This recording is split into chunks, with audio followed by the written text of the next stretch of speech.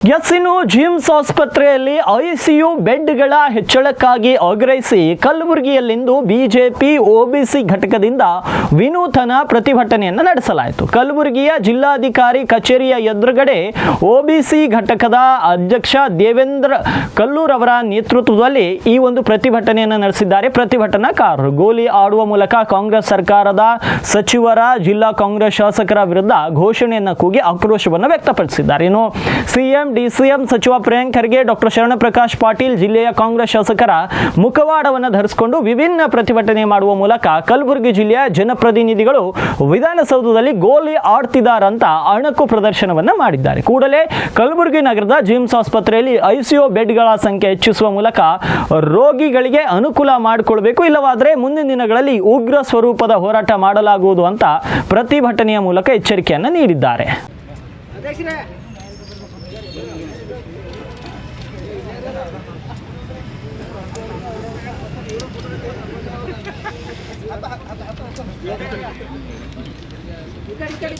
ಇವತ್ತು ಕಲಬುರಗಿ ನಗರದಲ್ಲಿ ಜೇಮ್ಸ್ ಆಸ್ಪತ್ರೆಯಲ್ಲಿ ಇವತ್ತು ಗುಲ್ಬರ್ಗ ನಗರದಲ್ಲಿ ದೊಡ್ಡದಂಥ ಆಸ್ಪತ್ರೆ ಗುಲ್ಬರ್ಗ ನಗರದಲ್ಲಿ ಜೇಮ್ಸ್ ಆಸ್ಪತ್ರೆ ಲಕ್ಷಾಂತರ ರೂಪಾಯಿಯನ್ನು ಲೂಟು ಹೊಡೆಸಲಿಕ್ಕಾಗಿ ಇವತ್ತು ಸರ್ಕಾರ ಜೇಮ್ಸ್ ಆಸ್ಪತ್ರೆಯಲ್ಲಿ ಅಮಾನತಿಯಾಗಿ ಹೋಗಿದೆ. ಈಗಲಾದರೂ ಕೂಡ ಜಿಲ್ಲಾ ಉಸ್ತುವಾರಿ ಸಚಿವರು ಮತ್ತು ವೈದ್ಯಕೀಯ ಸಚಿವರ ಈಗಲಾದರೂ ಕೂಡ ಎಚ್ಚೆತ್ತುಕೊಂಡು ಈಗಲೇ ಹೋಗಿ ಜೇಮ್ಸ್ ಆಸ್ಪತ್ರೆಯಲ್ಲಿ ಮೂಲದ ಬಗ್ಗೆ ಸರಿಪಡಿಸಬೇಕಂತ ಆಸ್ಪತ್ರೆ ಎಲ್ಲರೂ ನಿಂದ್ರಿಸಿ ಒಟ್ಟಿ ಅಂದ್ರೆ ಕೂಡ್ಸಿ ಎಲ್ಲರಿಗೂ ಎಲ್ಲ ನೀವೆಲ್ಲ ಕೂಡ ಈ ಕಡೆ ಮಾಡಿ ಎಲ್ಲರೂ ಈ ಕಡೆ ಮಾಡಿ ಮಾಡ್ತಾರೆ. ಹೆಂಗೆ ಬಸ್ ಏಷಾನು ಬಿಡು ಎಲ್ಲ ಮಾಡ್ತಾರೆ ಬ್ಯಾಕ್ ಬೇಕಂದ್ರೆ ಅದಕ್ಕೆ ಹೆಂಗೆ ಹೇಳ್ತೀರಿ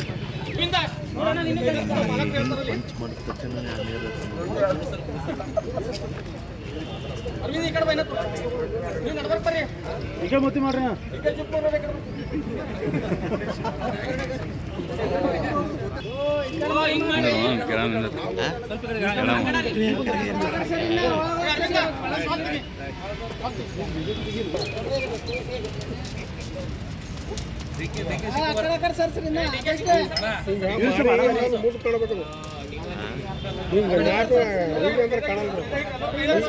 ಈ ಕಡೆ ನೋಡ್ಬೇಕು, ಮಾರಿ ಕಾಣತಾವೆಲ್ಲ.